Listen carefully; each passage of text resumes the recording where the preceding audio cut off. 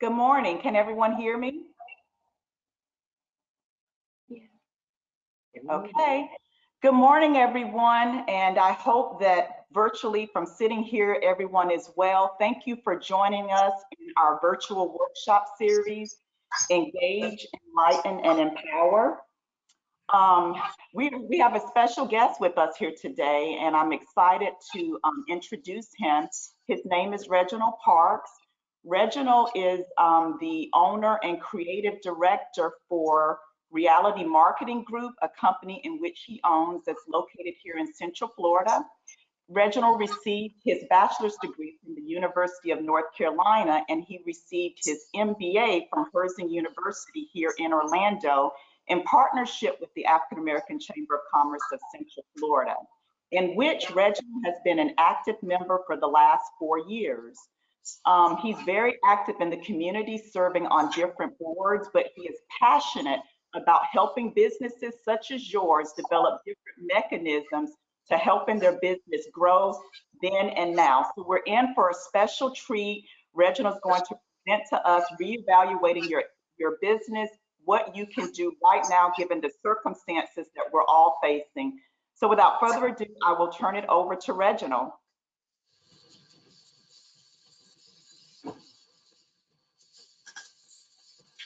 Good morning, guys. Hope everybody's doing well this morning given the circumstances, and thank you, Tanisha, for that introduction. I do want to definitely talk about reevaluating your business and actions you can be doing now, given these odd circumstances and given what is going on. I want to just hop right into that. Hopefully, everybody's able to jump right in. I see we have about 24 people in there now, and we'll give some time for everybody to hop in. But thank you for the opportunity once again to speak with you all, and hopefully this will be engaging as well as a conversation that we can have, and really just to spark thought as to what's going on in the world, and as well as what's going on in your individual businesses. So with that being said, of course, so as I stated, reevaluating your businesses and actions that you can be doing now given the circumstance. So as COVID-19 has come upon the world, there are things that we can be doing now to better our businesses, ready ourselves for future and grow. So this particular webinar will talk about some of the things we can be doing in the meantime, as well as some things that will be bettering the business now and for the future, because as we see with this particular happening, the future and even now is uncertain. So we want to make sure that we're kind of setting ourselves up to be achievers in the future. And achievers now, as we continue to engage with our clientele, and with our business, and with individuals that within our business, and those that we come in contact with daily, to make sure that our businesses are continually lucrative and continually successful, because we will make it through it for sure. But I did get a brief introduction. I wanted to just say kind of who am I, because of course I want you guys to feel, of course, that I'm credible to talk about it. But originally I'm from Raleigh, North Carolina. I did go to North Carolina State University. I graduated from Herzing University and got my MBA. Also, as Miss Grace said, or Miss Gary said, through a membership, or through my membership with the chamber, we actually had a partnership to get MBAs. A lot of us ended up getting our MBA through the African American Chamber of Central Florida, so that was awesome. I then went on to get my marketing strategy certificate at Cornell, and I serve now as the owner and creative director of Reality Marketing Group.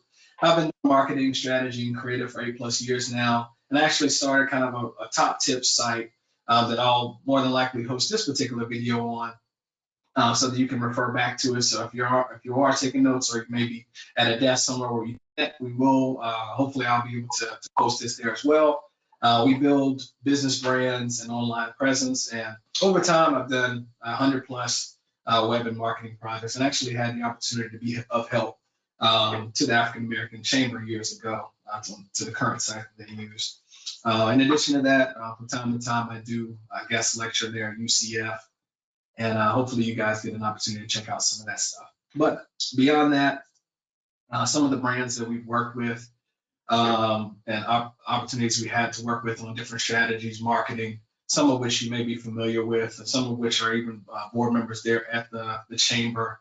Some are my actual national fraternity. I'm able to be of help there.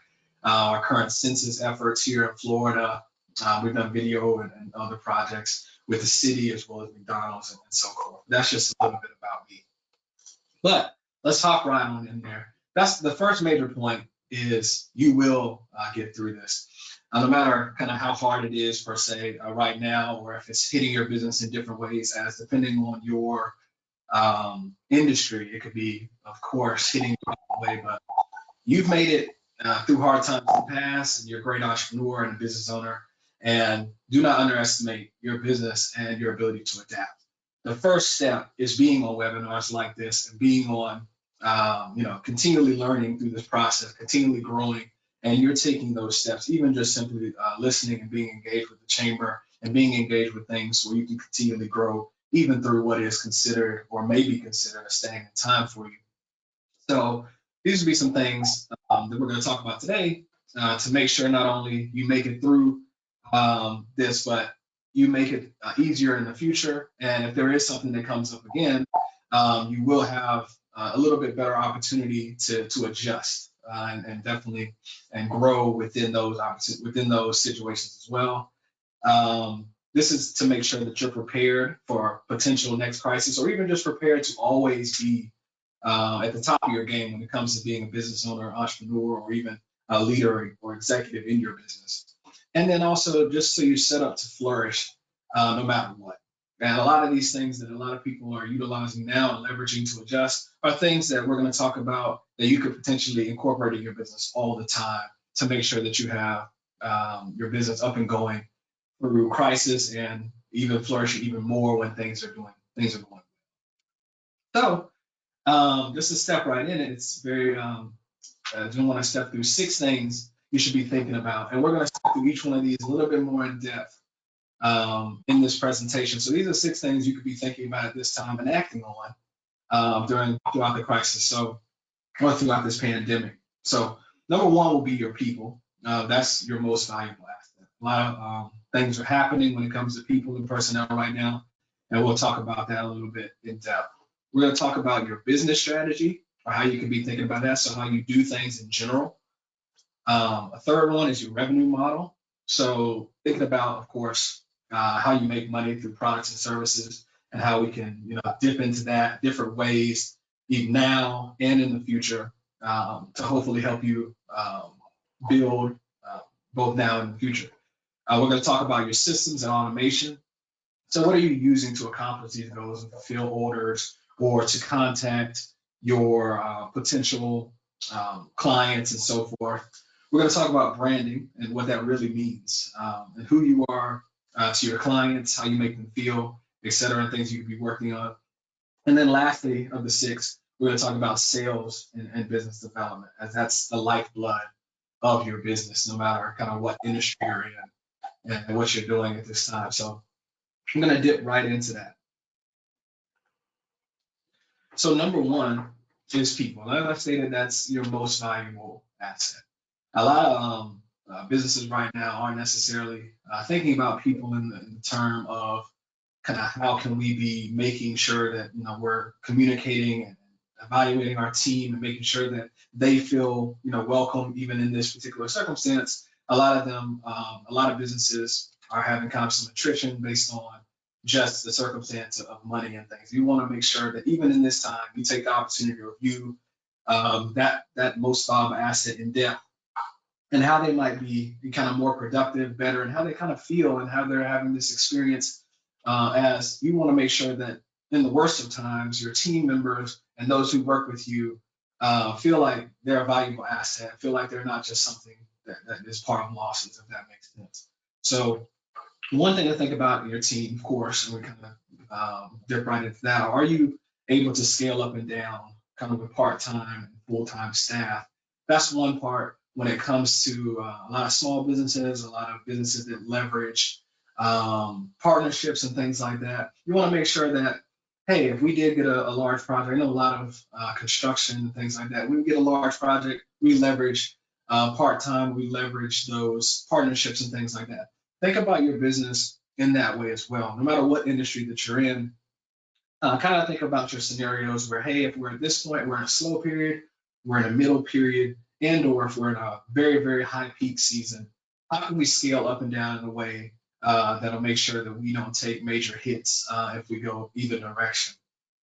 In addition to that, though, when you're thinking about your people, you want to be thinking about incentives. I know that this is kind of an odd time to think about that, but you do want to make sure that how are you rewarding your people for their great work? Because in instances like this is a time where you want to make sure you're evaluating those who work with you and appreciating them in a way that we've never seen before as people work with people, so, and they're working with you and they're sticking with you through this hard time, or you're communicating with them to make sure that, hey, it's a slow period, we may not be working right now, but I will need you in the future, things like that.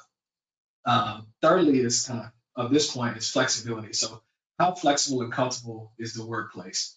A lot of people are now going to be thinking about, or when I say people, I mean people who work for you or who are considered employees. They're reevaluating. They're currently kind of reevaluating how work and what work means for them and how they can work remotely, how they can continually bring in a paycheck or continually be active when things happen like this. So how flexible is your workplace, and how is it where someone could go, on maternity, paternity leave, and still be able to be interacting with the clients, or even just being there with you, being paid. And of course, the most important part right now is the ability to be remote. So can they work remotely and still be productive? That kind of goes into the flexibility as well. A lot of people are working from home now, and for example, my mother works for the state of North Carolina. So an example of that is they had to take all their work computers home and shift everything to the house. Whereas in our company, everybody is pretty much remote. We already have laptops, mechanisms, and things like that, which we'll talk about in the near future and throughout this presentation. But how productive can your staff be remotely? Currently, this is even more important. So can your business thrive when people are not in the office each day? And how can you move towards a model where that's a certain yes? So if and when something does happen to your brick and mortar, or if and when something like this happens, how consistent can you be with your team connecting with clients and so forth? So this is one of the key components of the 6. We're talking about your people.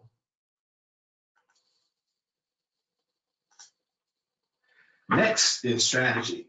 So talk about strategy. We're talking about what you do, how you do it, how you execute your business. So one of the points, of course, is just focusing on your strengths. At this time, during the pandemic and during our remote times, we want to make sure that we kind of reevaluate our businesses as the title of this presentation is. We're sitting down at our homes and our times, or in, kind of on our own as CEOs or on our own as business owners, and making sure that we're focusing on our strengths. So what are some key strengths as a business, and how can you capitalize on them rather than potentially, doing a lot of things that are not necessarily strengths, that may not even be your breadwinners, that at the time you're kind of putting busy work on maybe your employees or maybe even yourself. This is a time where you're like, hey, these are the things that are bringing us in revenue. These are the things we need to be focusing on. These are the things that we need to be selling, as well as these are the things that we are great at and we can be seen as leaders in our industry. Secondly, kind of leaning on that though, is your overall product and services. So how do you fine tune your products? Right now, you want to be thinking about, hey, we do provide this service, but how do we make it better? How do we make it more convenient for those who are our clients or who are being provided our product? And this is a great time to remotely connect with key people and investors, or key people, and evaluate the product and brainstorm, hey, what are we doing to make this a better product for our constituents, or for people who are, listening and learning from us every day or buying from us. I mean, this is a very good example is right now, the African American Chamber is a leader in this. They're creating these webinars and creating these series to say, hey, let's fine tune our product and change the way that we're doing it and make sure that we're still giving a valuable product at this time. So their overall product and service, they're looking at it and saying, hey, let's fine tune that and still put it out consistently throughout this process. Third point within the strategy is looking at your strategic partners. A lot of us are a smaller business. We're a boutique firm, so we keep somewhere between 3 and 5 employees, 7 to 8, depending on different projects and things like that. So we lean a lot on strategic partnerships. Those are people who help us, refer us, things like that. And I would assume that a lot of smaller businesses are doing that as well. So this is a time where you can kind of look at your key partners.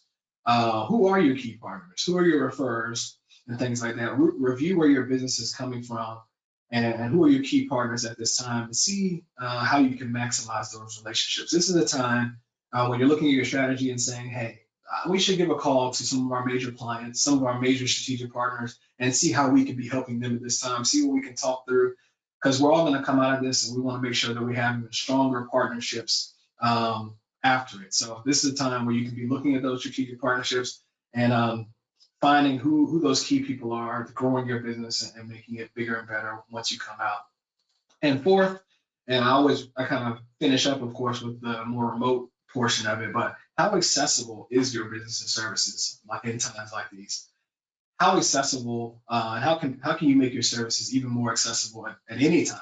So we're talking about online forms, we're talking about onboarding without seeing your clients, we're talking about signing up and paying online. All of those little things that seem so trivial become very, very important at times like this. So how can you leverage those type of things? So we'll talk about it a little bit further when we talk about kind of mechanisms and beyond strategy. But can you take your product and service online? And how is your website creating value and alleviating or kind of canceling out the fact that you can't meet someone in person all the time? And that's kind of a way that you scale as well. Businesses can't scale if you as an individual or an entrepreneur have to be there all the time. So this is something you should be looking at pretty much all of the time also. And accessibility to your services and making sure that it's accessible right now in times like this is going to be very, very important when you're in better times because it really just broadens your audience. So what I like to do is use examples of things that we've done, whether it be relevant or whether it be relatively recent or whether it be in the past, and lean on that instead of kind of talking and just talking hypothetically. I like to say these are the things that we've done for other clients to shift and to leverage their systems or to do things like what we're talking about. So we work with a company, the Center for Home Ownership up in North Carolina, where their services are pretty much helping those acquire homes, acquire business loans, things like that. We have a few clients that do that type of thing. And both of them, or all of the ones that kind of do similar things like that, are kind of shifting the bulk of their business online. And they had the website and things to shift it, as we are their kind of service provider for that. But they're shifting their key competencies right to online. They're focusing on, hey, let's dwindle down our services to those that we can provide online and off, so that we can maximize our audience. So they're shortening their list of services, and they're saying, okay, these are the things that we can solve for kind of a broader audience. And they're repositioning themselves and using Zoom, which we'll talk about later, and kind of leveraging different technologies, things like that, to do their webinars rather than in person. So they're able to not only do their webinars that they were doing, or they were doing seminars in person with people, 5, 10, maybe 15, 20, whatever the number may have been. But now they can do them in person as well as once they're out, of course, once we're out of this particular household or hold on things like that, they're able to leverage and widen their reach in the future as well. So we're not only thinking about, hey, what you can be doing right now, but how you could actually be leveraging the things that you're doing right now by switching over to webinars, switching over to things like that, or switching over to live streams and so forth, and leverage that to maximize your audience even in the future. So maybe in the future, for an example like this, we could, you could have a paid wall for a webinar or a paid wall for a live stream, and leverage those people who cannot be there in person. Maybe they pay a percentage of the fee that will be there in person, and then you're able to actually maximize your audience and get those people who might not be there and things like that. So just think about all the different ways that you could be leveraging this instance to say, hey, this is a way we can better our business in the future. And that was just one example that we've worked on recently. They've been a client of ours for maybe 4 or 5 years now.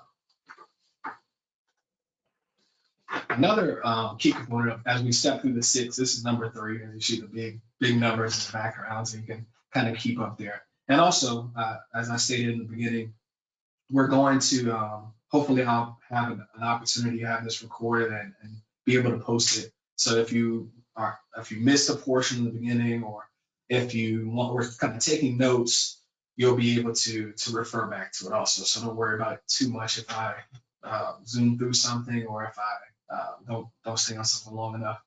But number 3 is the lifeblood of your business. I mean, it's revenue. So this is a time when you can really feel when your revenue model is working, or honestly, or vice versa. So you can find ways to transition your revenue model that aligns with continual flow of cash and income. So these are times where you need to, or not need to, but these are times where you can look into recurring or subscription models or add-on services, things like that. So, for example, can you create a model that allows you for ongoing services for clients that make a more dependable revenue stream?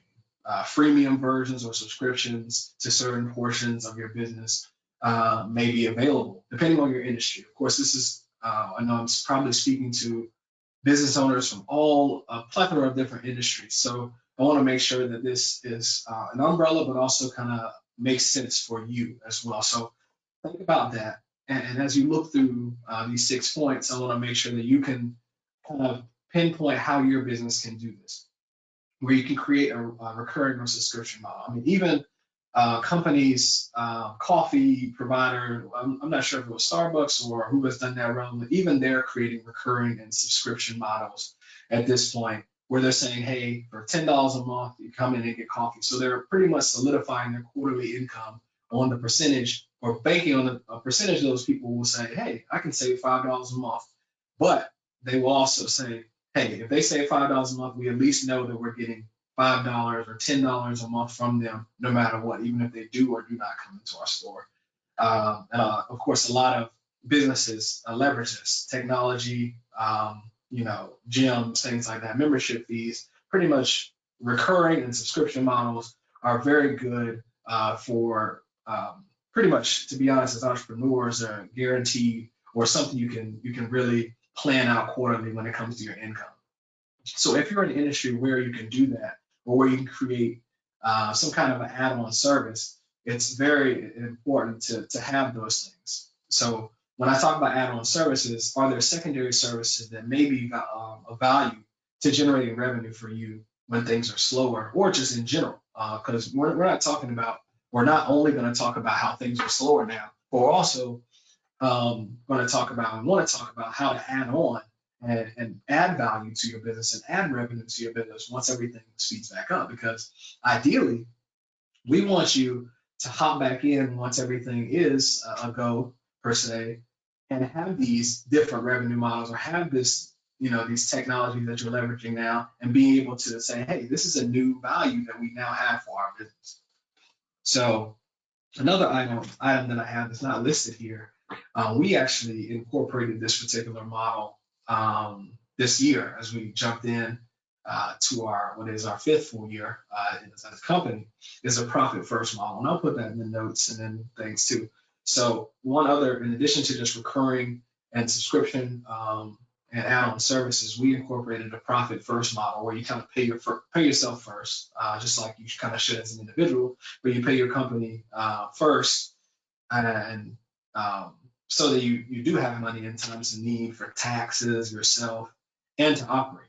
And actually, there's a book by Mike McAllowitz. It's called Profit First, and I'll put that in notes or wherever after. So we started using this model, along with switching to a lot of our services to a recurring and subscription model going into this year, 2020, not knowing what was going to happen, of course. And our revenue, honestly, hasn't really changed throughout this process, luckily.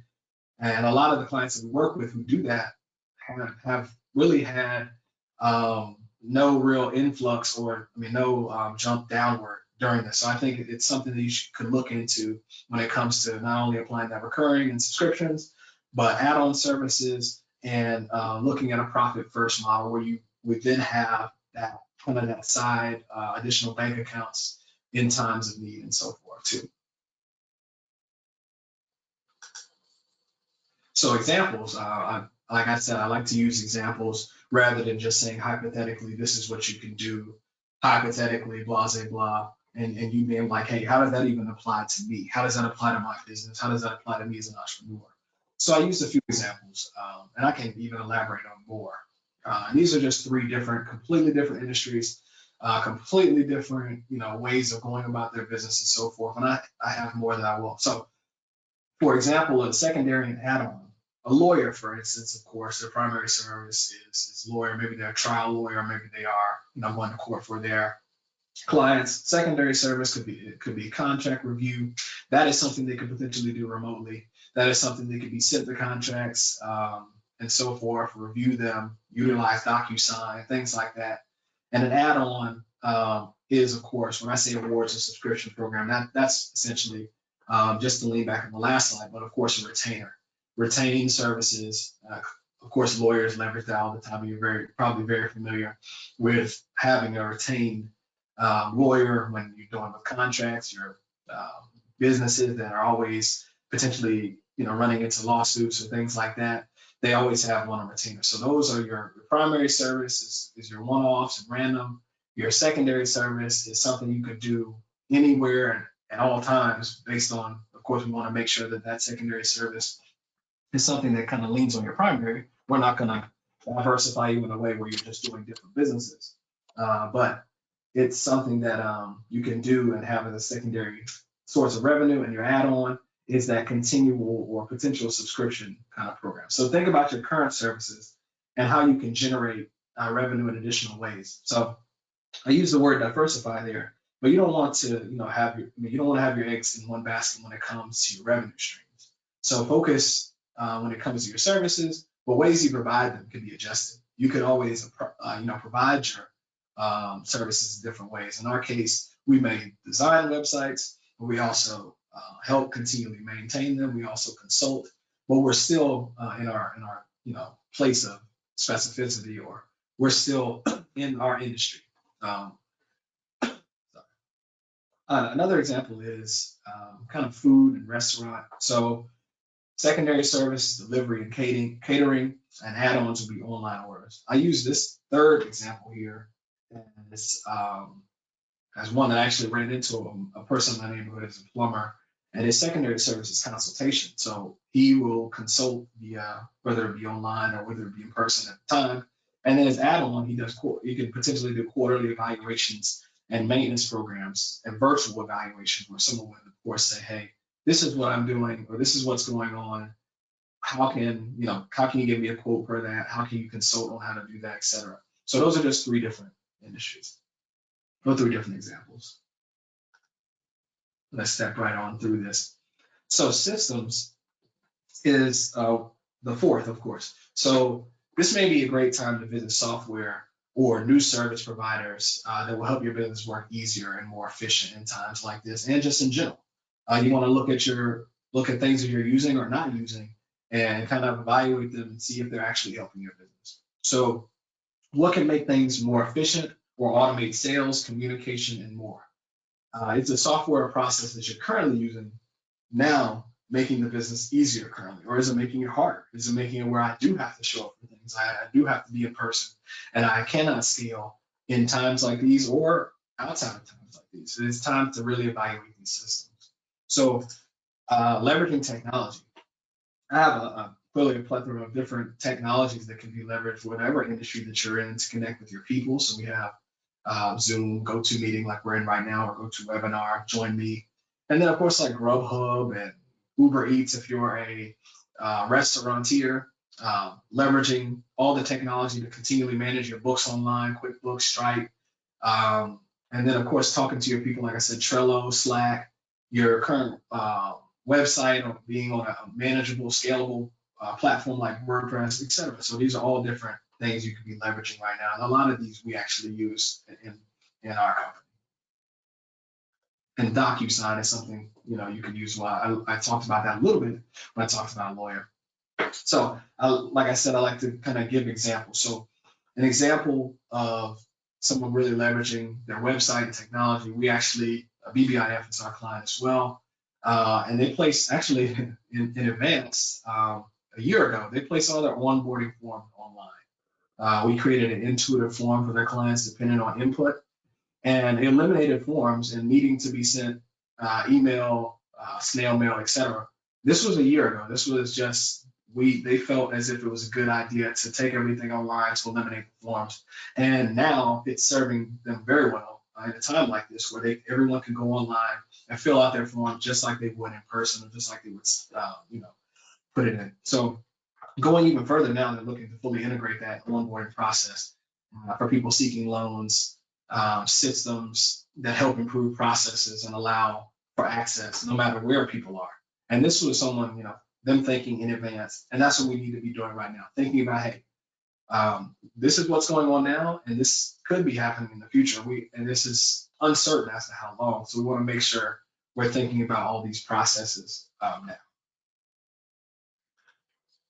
The fifth, as we kind of go into the sixth soon, is branding and reevaluating your brand and its effectiveness. So when we talk about brand, of course, people think about logo, which is not equivalent. We're talking about how you reach out to people, how you look on all platforms, consistency of how you make your clients feel, how your physical location correlates to the online, and vice versa. We're not necessarily just talking about your logo or your brand stamp. At this time, you want to check out or update how you communicate to your customers and how you can communicate to your customers. If you've been only communicating in a way that is not efficient right now, let's probably add different ways you can communicate with your customers via email or however that may be. And where are you located amongst other brands that sell or provide your services? And how can you continually compare to those that are quote unquote the bigger fish? So how are they doing things right now? How are they continually communicating? How are they still branding in a way that generates sales and so forth? And how are you building brand trust? Are your customers thinking of you now? And how can you reconnect with them? Like we talked about earlier, reconnecting with strategic partners and larger clients and saying, hey, we're here now for you, and we can still be your service provider in any time through these times as well. So think about how you're branding. And I'm not I reiterate that I'm not talking about or not speaking directly on how your logo looks or things like that. How your actual brand is being put out there and what people think of when you're not in the room. That is your brand. So an example, just to dip on that very quickly. We work with the Florida Census, FL Counts here in Florida. So their branding, it can be internal and external. Think about it both ways. How are you connecting and communicating with your current individuals that work with you? How are you reaching out to clients, partners, subscribers, and reconnecting with them right now in their time of need as well as yours? And make sure that you're building trust during good times and bad. So right now, of course, the census is going on, or has been going on. So continually strengthening efforts. And the census itself, actually, which is amazing in hindsight, it went fully online this year. So everything could be done right there online and so forth. So they're continually communicating and reaching out even in these circumstances. And lastly, which is, of course, the most important, very important, inclusive of how you generate your revenue, is very important, sales. So it's very important in this potential slower time to revisit your sales funnel and methods. So sales and business development are your lifeblood. You want to check out or update how you communicate with customers. Look at material your team may need once they ramp back up. So how, what material or what mechanisms you may need to connect with your potential clients. Do you have the right marketing creative to showcase what you sell and show what differentiates your business? And visit follow-up, primary, secondary, and retention plans for sales on your product and services. So how are you truly not only dripping to your clients or having the kind of drip campaigns, but how are you continually reaching back out to them and making sure that you have those sales funnels and communication? And is your website marketing generating leads now or then? I mean, was it generating leads in the beginning? And is it even generating leads now when it's potentially or could be potentially your only kind of form of marketing? So you want to look at those things when it comes to sales and when it comes to really leading people back to making purchases or buying into your services and products. You know. So just kind of to wrap things up, why we may not have thought of some of these things in the past, which is clearly retroactively, at times, some may have thought a lot of this stuff when it comes to mechanisms, when it comes to systems, or just general things that we talked about in the 6 points here, were not necessary. And we kind of at times become comfortable. And out of uncomfortability becomes change. So we definitely, at this time, want to be making sure that we're out of that comfort zone and making changes that will allow our businesses to flourish in the future. And we're growing even in this time that is potentially stagnant, depending on your industry. And that we have the mechanisms to grow even when things go awry. I mean, there are variables that are just unforeseen. I mean, this is unforeseen variables that happen here. So we want to make sure that we're pretty much ready for anything. And that's what these points are for. So there is a working just fine syndrome that kind of goes amongst our entrepreneurs. Even years in the past for me, there's, oh, this is working just fine. Everything we're doing is good. But at all times, whether it be quarterly or whether it be weekly, however you do it, and with your staff or your team or yourself, because you may be a solopreneur, you want to look and say, what? Okay, this is working just fine, but how can it be better? How can we work even better? How can things be flowing in any time, in any period? So, and even if you're not looking to scale or sell, you want to always be looking at your business saying, hey, how can we get this bigger? How can this, how can this be big, or how can this be sold in a way? Does this work without me? Does this work without me as a solopreneur? Does this work without me as the lead? Is this sellable or scalable? And always be thinking about it in that way and creating mechanisms that allow it to be that.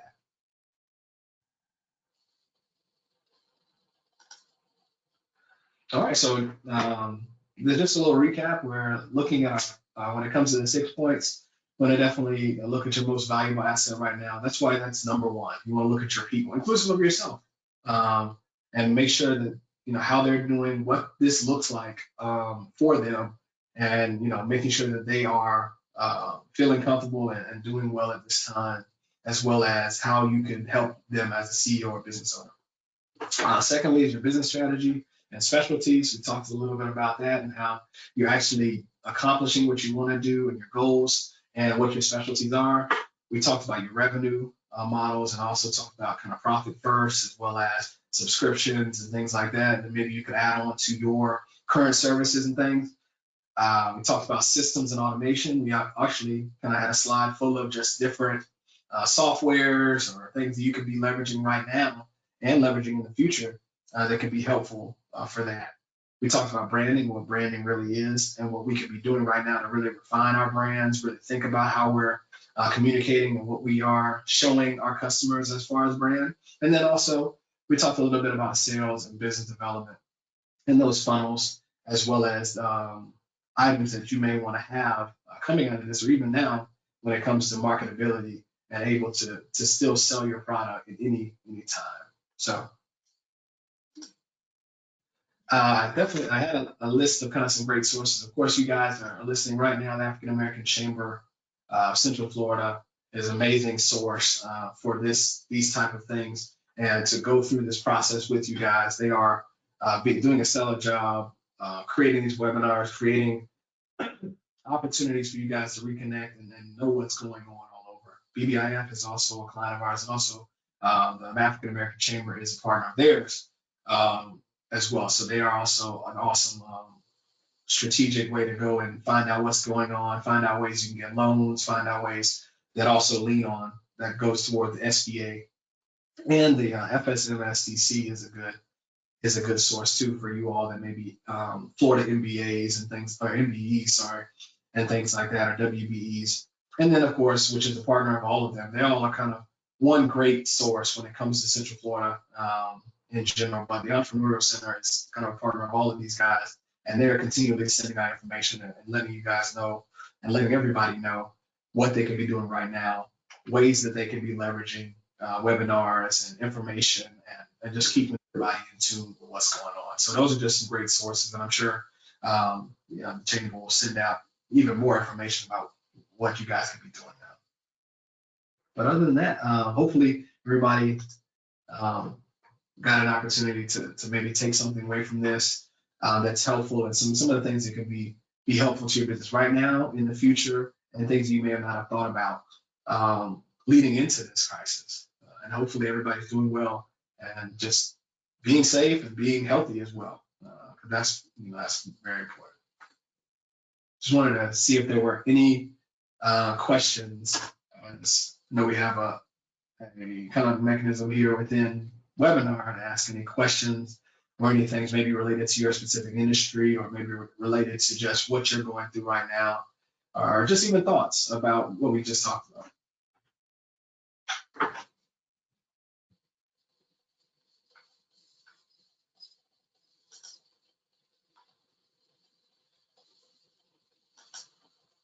Reginald, hearing no questions. Do you have any?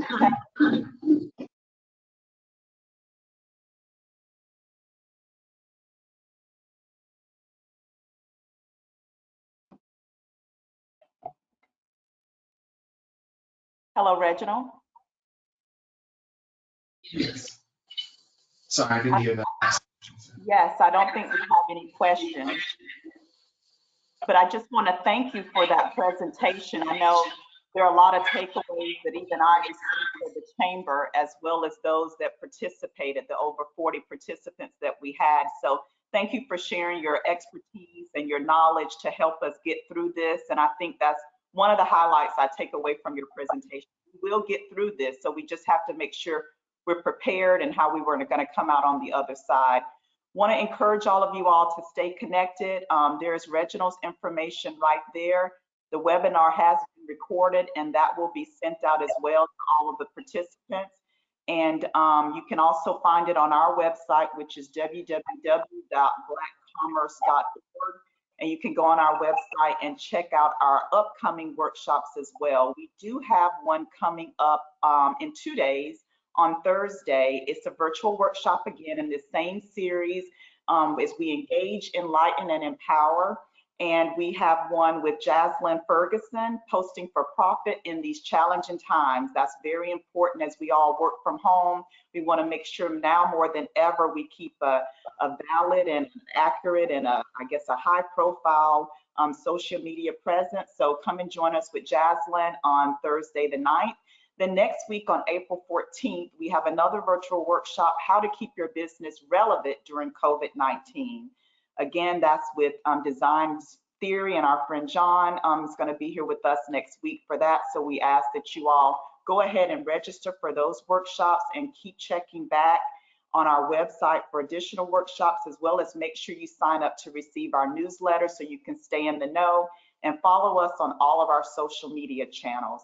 We want you to also save the date for our business conference, which will be August the 21st, 2020. This is the inaugural business conference for the African American Chamber of Commerce of Central Florida. And we're excited because now more than ever, our businesses need the knowledge, the resources, and the education to grow and continue to develop. And so we think that these workshops are just a lead way into the business conference, which again will be August 21st, 2020. Please mark your calendars and save the date. It will be an all-day business conference, and included within that conference will be our annual empowerment luncheon that we've always had every August. August is Black Business Month. We're looking forward to the business conference to engage, enlighten, and empower all of our businesses. So again, thank you, Reginald. Thank you for all of you for joining us today. Thank you to the chamber staff for working hard. We're keeping all of you in our thoughts and prayers, and we look forward to engaging with you. And again, thank you. Have a great day.